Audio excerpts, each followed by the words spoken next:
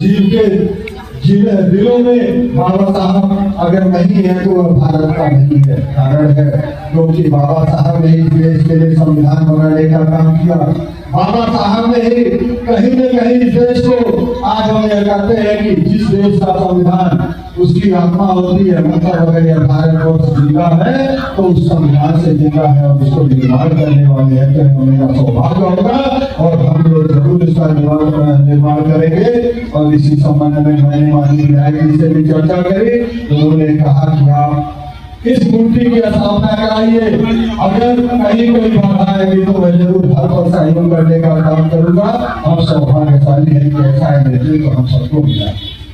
तो मैं यहाँ सबसे वादा करता हूँ कि जो भी जरूरत होगी आपके लिए निरंतर लगे रहेंगे और हर हाल में आपकी सेवा करते रहेंगे, क्योंकि बहुत सारे लोग बदलाने वाले आते हैं। अभी लोकसभा का चुनाव था, मोदी जी के विरोध में, योगी जी के विरोध में बहुत सारे लोग नारा दे रहे थे कि भारतीय जनता पार्टी इस बार सत्ता में आई तो संविधान को सम्मान करेगी। लेकिन आप लोगों को शायद भूल गया कि मोदी जी ने ही जितना बाबा साहब को सम्मान दिया किसी ने नहीं दिया। अगर उन्होंने सबसे पहले मनी ट्रांसफर के लिए कोई एडवांस किया था तो नमो करके भीम ऐप के नाम से उन्होंने शुरुआत करी, यानी कि उन्होंने बाबा साहब के जन्मोत्सव के अवसर पर भीम ऐप की शुरुआत करी थी, जिससे हम लोग बिना नेट हुए मोबाइल से भी पैसे का अंतर किया करते थे।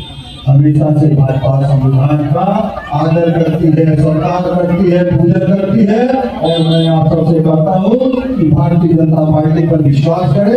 हर हाल में कहीं न कहीं भारतीय जनता पार्टी हमेशा संविधान की सेवा करने का काम करेगी, बाबा जी को नमन करने का काम करेगी। बाबा साहब का जन्मदिन बड़े ही धूमधाम से चारों तरफ मनाया जा रहा है। निश्चित तौर पे ये दर्शाता है कि उनको आदर्श मान के जिस तरीके से हम सभी कार्य कर रहे हैं, निश्चित तौर पे इससे आने वाली युवा पीढ़ी भी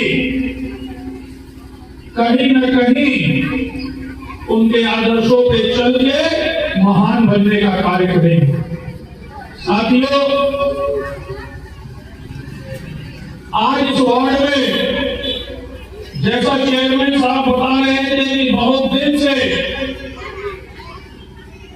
मूर्ति लगाने की बात हो रही थी, लेकिन सही पहल न हो पाने के कारण बातें आती थी और खत्म हो